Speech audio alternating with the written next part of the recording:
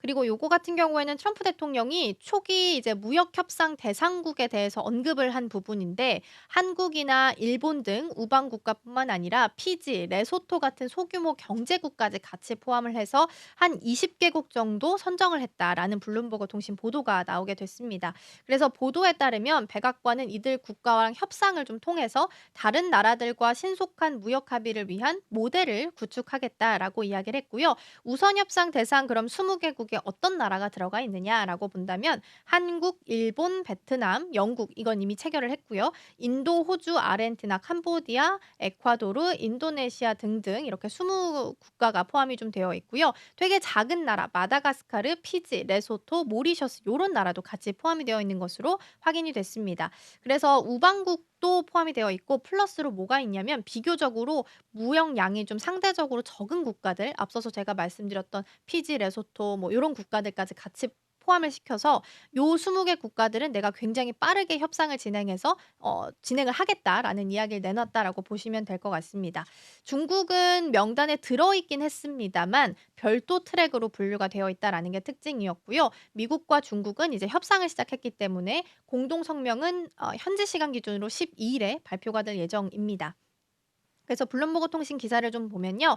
트럼프 행정부는 미국이 원하는 조건을 명확히 전달하지 않았다라는 불만이 일부 국가들로부터 제기되고 있음을 인지하고 있고 덜 주목받는 국가들로부터 협상을 진전시켜서 다른 나라의 본보기를 만들겠다는 전략이다라면서 일본에서 하루 동안 수입하는 금액이 레소토에서 1년 동안 수입하고 있는 금액보다 많긴 한데 소규모 국가와 간단한 합의를 통해서 빠르게 성과를 좀 내겠다라는 평가를 내리기도 했습니다.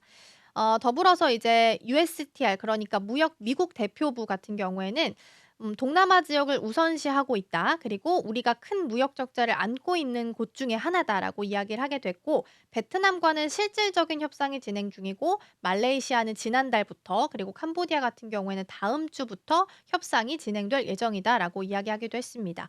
그리고 호주 같은 경우에는 미국과 그 상품 무역하는 데 있어서 적자를 기록하는 중이라서 사실 협상 가능성은 영국처럼 굉장히 높은 상황이긴 한데요. 다만 이제 철강 관세 그리고 그 외국 영화에 대해서도 관세를 언급한 바가 있어서 "조율은 조금 더 필요해 보인다."라는 블룸버그 통신의 보도가 같이 나오기도 했습니다. 그리고 이제 금요일에서 토요일로 넘어가는 그 사이에 사실 연준 위원들의 발언이 굉장히 많았습니다. 그런데 그중에서도 하나 제가 꼽아 왔던 건 누구냐면 일단 연준 인사들 중에서도 마이클 바 연준 이사가 어떤 이야기를 했냐면 "관세에 대한 여파가 올해부터 인플레랑 실업을 같이 높일 것이다."라고 이야기를 하기도 했는데요. 일단 마이클 바 연준 이사는 아이슬란드 중앙은행 주최로 열렸던 레이캬비크 경제 컨퍼런스 행사에 참석을 했고 이날 연설을 통해서 이런 얘기를 했습니다. 관세가 올해 후반부터 미국의 물가 상승과 미국이나 해외 모두의 성장 둔화를 초래할 수 있다라고 이야기하기도 했고요. 또 높은 관세가 글로벌 공급망의 혼란을 야기하고 물가의 지속적인 상승 압력을 가할 수 있다라면서 특히 공급망에서 중요한 역할을 하는 중소기업에 더 큰 타격을 주면서 혼란을 가중시킬 수 있다라고 우려의 목소리를 내기도 했습니다.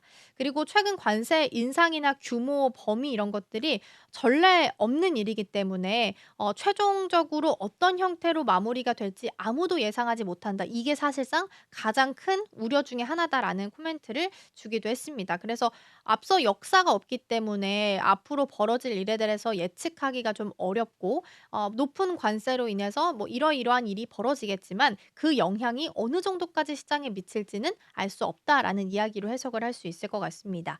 그리고 이제 마이클 바 같은 경우에는 금융 규제에 있어서 강화해야 된다라는 입장을 좀 취하는 사실상 매파적인 입장 중에 하나인데요.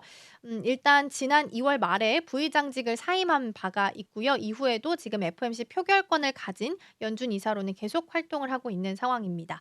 더불어서 추가적으로 존 윌리엄스 뉴욕 연은 총재도 좀 살펴보면 뉴욕 연은 총재는 투표권이 늘 있습니다. 그래서 이날 같은 행사에서 연설을 했는데 중앙은행의 책임성이랑 독립성을 강조를 했습니다. 그래서 윌리엄스 총재는 "역사가 우리에게 가르쳐 주는 것은 중앙은행들이 그 목표에 대한 책임을 온전히 받아들이고 이를 달성하기 위한 행동과 도구의 독립성을 가질 때 물가 안정을 더욱 성공적으로 이룰 수 있다는 것이다."라고 이야기하기도 했습니다.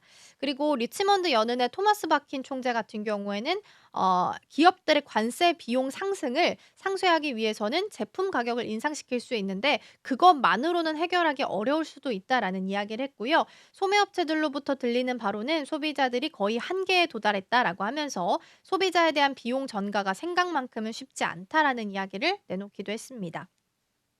그러니까 이제 관세 때문에 가격이 많이 올라갔는데 이 가격이 소비자들이 참아줄 수 있는 마지막 마지노선으로 보고 있다라는 이야기를 해준 것 같습니다. 그래서 관세로 인해서 하반기부터는 경제 불확실성이 커질 수 있다라는 부분은 시장 안에서 여전히 좀 우려감으로 남아 있다라는 부분도 챙겨 보셔야 될 것 같습니다.